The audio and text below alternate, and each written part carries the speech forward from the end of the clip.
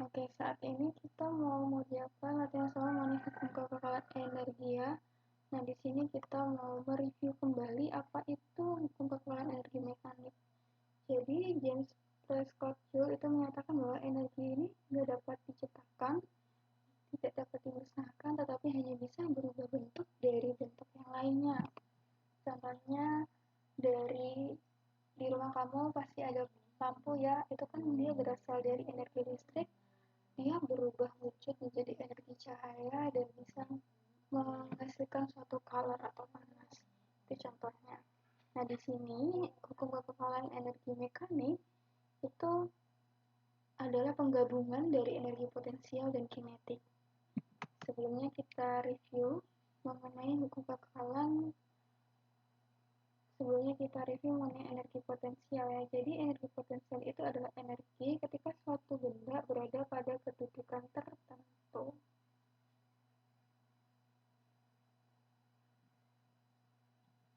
Energi potensial itu dipengaruhi oleh gravitasi dan masanya. Energi potensial dinyatakan dalam EP, di mana EP adalah massa dikali gravitasi dan dikalikan ketinggiannya sebagai titik acuannya itu bumi. Kemudian untuk energi kinetik itu adalah energi yang dimiliki suatu benda ketika benda tersebut bergerak. Jadi bisa dari energi kinetik itu dipengaruhi oleh kecepatan benda tersebut bergerak. Semakin besar kecepatan benda tersebut, maka energi kinetiknya juga semakin besar. Nah, EK itu dirumuskan dengan setengah mv pangkat 2. Ya. Nah, karena dia bersifat kekal energi mekanik ini, maka energi mekanik awal atau EM1 itu nilainya sama dengan energi mekanik akhir atau sesudahnya. Ini dinyatakan dengan EM1 sama dengan EM2, di mana EP1 ditambah EK1 sama dengan EP2 ditambah dengan EK2. Kalau kita mau jabarkan, dia menjadi MGH1 di ketinggian pertama, itu ditambah setengah MV1 pangkat 2 sama dengan MGH2 ditambah dengan setengah MV2 pangkat 2. Ini rumus akhirnya. Oke, coba kita lihat. Di sini ada sebuah gerobak. Dia melintasi suatu bukit ya. Ini misalkan kondisi di titik A, ini ada di titik B, dan ini ada di titik C. Nah, kalau kita lihat, waktu dia berada di sini, ini titik acuannya adalah permukaan bumi ya. Maka energi potensialnya 0, karena dia tepat di atas bumi. Artinya ketinggiannya itu 0. Sedangkan energi kinetiknya adalah yang tercepat atau yang terbesar, karena kecepatannya itu yang paling cepat. Nih. TE itu EK ya maksudnya. TE itu energi potensial. Lalu waktu dia melintas ke atas sampai di titik bukit ini, di titik B, dia berhenti, ada kondisi diam. Nah, di situ tidak memiliki kecepatan ya kalau diam. Maka energi kinetiknya juga 0. Nah, sedangkan energi potensialnya karena dia berada di ketinggian yang paling tinggi, maka energi potensialnya itu adalah yang paling besar. Nah, lalu misalkan gerobak ini turun, nah sampai di titik C. Di titik C ini dia memiliki kecepatan dan dia berada di ketinggian tertentu di atas permukaan bumi atau tanah. Makanya energi kinetiknya ada, energi potensialnya juga ada, tapi dia tidak yang maksimal gitu ya. Nah, jumlah dari energi mekanik di titik A itu nilainya sama dengan jumlah energi mekanik di titik B dan juga sama energi mekanik di titik C. Ya. Ini contohnya. Contohnya lagi, kalau misalkan ada bola, dia dilempar ke bawah. Ini di titik A maupun di titik P itu juga EM-nya sama. Gitu. Oke, sekarang kita coba ke contoh soal yang pertama. Di sini Andi menjatuhkan sebuah batu dari ketinggian 20 meter, sehingga batu bergerak jatuh bebas. Jika percepatan gravitasi di tempat itu adalah 10 meter per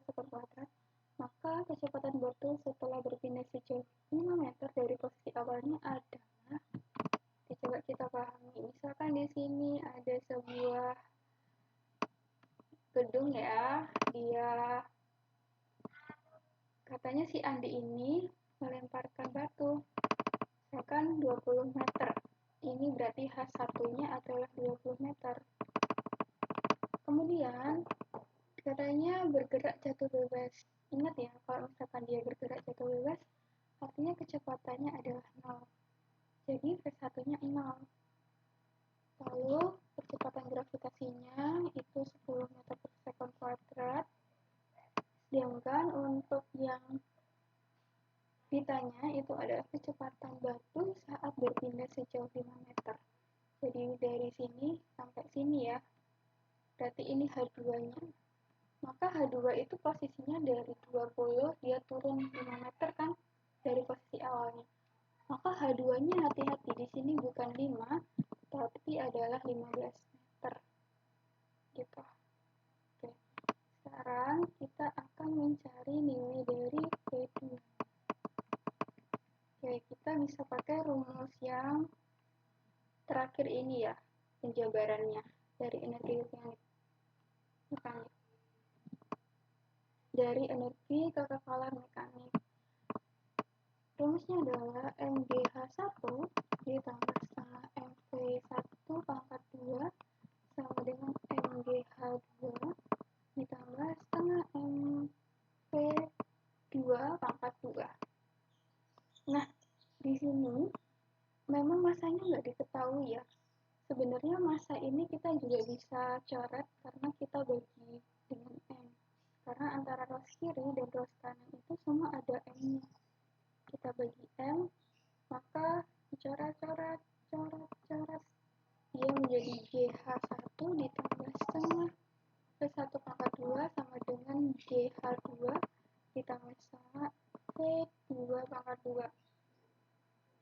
Gravitasinya kita bisa masukkan 10 dikali ketinggian yang pertama 20 ditambah ini 0 karena kecepatannya 0 sama dengan 10 dikali H2-nya 15 ditambah setengah V2 pangkat 2. 10 dikali 20 itu 200 sama dengan 10 kali 15 itu 150 ditambah setengah V2 pangkat 2. Kemudian kita pindahkan ke sini, dia menjadi 200 dikurang 150 setengah V2 pangkat 2. 200 dikurang 150 itu 50 ya. Setengah V2 pangkat 2. Lalu kita kalikan ke sini, dia menjadi 2 dikali 50 sama dengan 100 sama dengan V2 pangkat 2. Karena kita mau mencari V2-nya, maka V2 itu adalah akar dari 100. Dimana akar dari 100 itu 10 meter per second. Jadi kesimpulannya kecepatan batu tersebut ketika berpindah sejauh 5 meter dari posisi awalnya adalah sebesar 10 meter per second. Oke, itu dia. Soalnya ini masih mudah ya. Kalau misalkan ada kesulitan pertanyaan, silakan boleh bertanya. Nah, berikutnya kita akan coba ke soal yang hot ya, yang lebih susah sedikit, tapi sebenarnya ini gampang. Nah, di sini ada sebuah bandul, dia bermassa 40 gram, mula-mula ditahan diam horizontal, kemudian dilepaskan, seperti gambar di bawah. Jadi ceritanya ini ada bandul diikat pada suatu tali, panjangnya adalah 1 meter, dia dilepaskan secara horizontal dari diam. Berarti VA-nya itu adalah 0. Kemudian dia dilepaskan, bergerak ke titik B, lalu dia sampai di titik C. Nah, di sini, jika percepatan gravitasi bumi ada 10 meter per sekon pangkat 2, tentukanlah A energi kinetik di titik B, dan B itu adalah energi kinetik di titik C-nya. Yang perlu kita tahu, antara energi mekanik di titik A itu adalah sama dengan energi mekanik di titik B dan energi mekanik di titik C.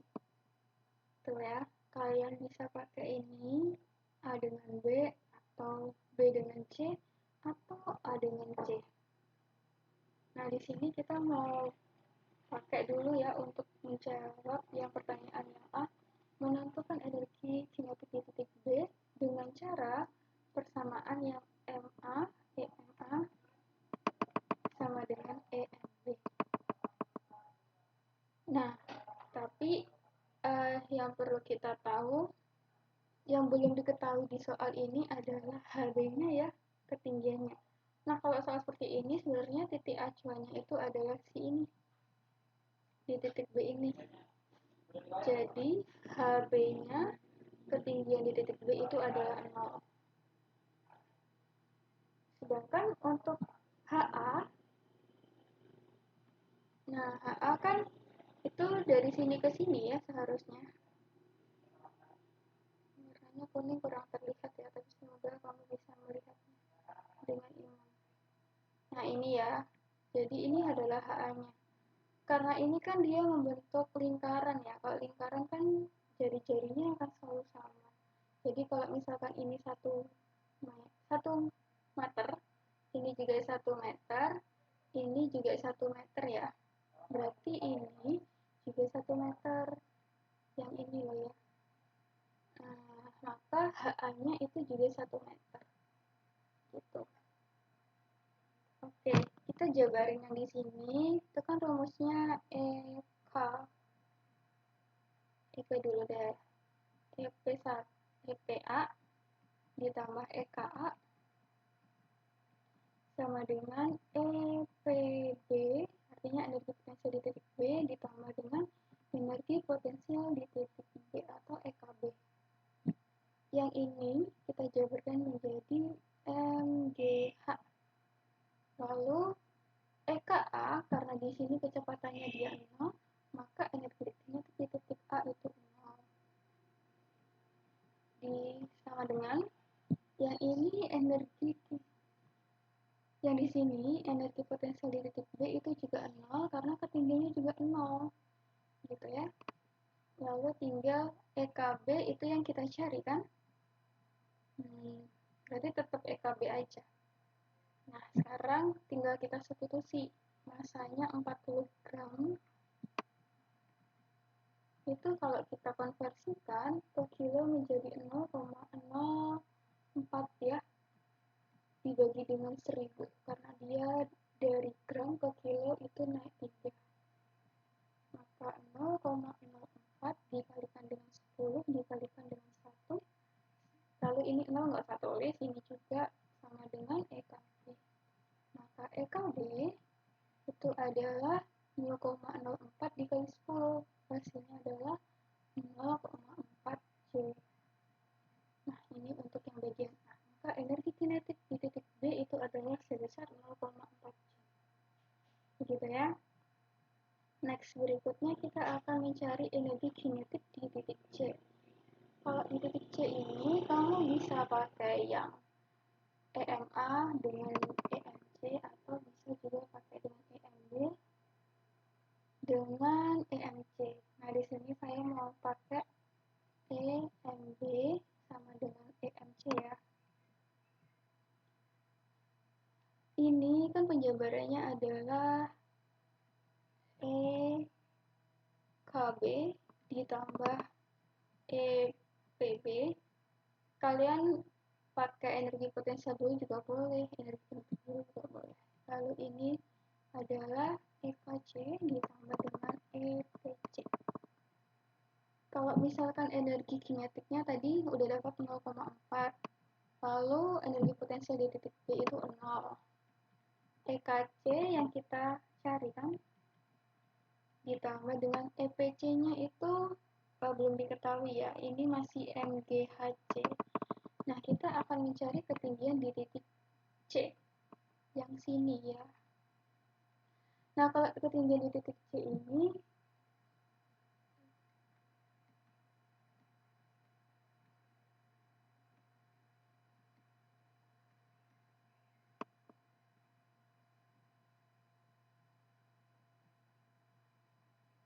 kalau ketinggian di titik C ini, kita bisa mencari pakai trigonometri.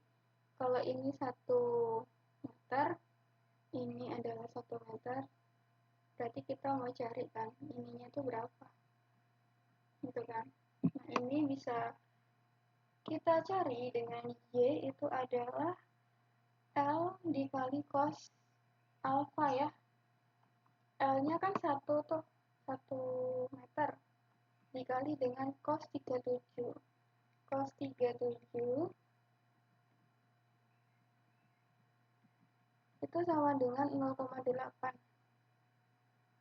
Nah, maka Y itu adalah 0,8. Nih, ini dari sini ke sini. Yang ini loh ya. Nah, jadi dari sini ke sini itu 0,8. Maka kalau misalkan mencari hasilnya, tadi kan titik acuannya ada di garis ini, di garis B tadi 0. Kalau dari sini ke sini itu adalah 0,8, maka dari sini ke sini itu adalah 1 dikurang 0,8 atau 0,2. Maka nilai dari HC itu adalah 0,2. Oke?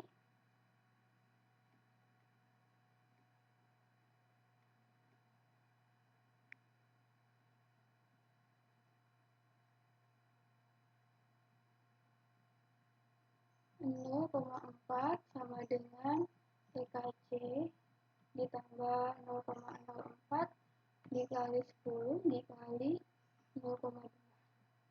0,4 sama dengan EKC.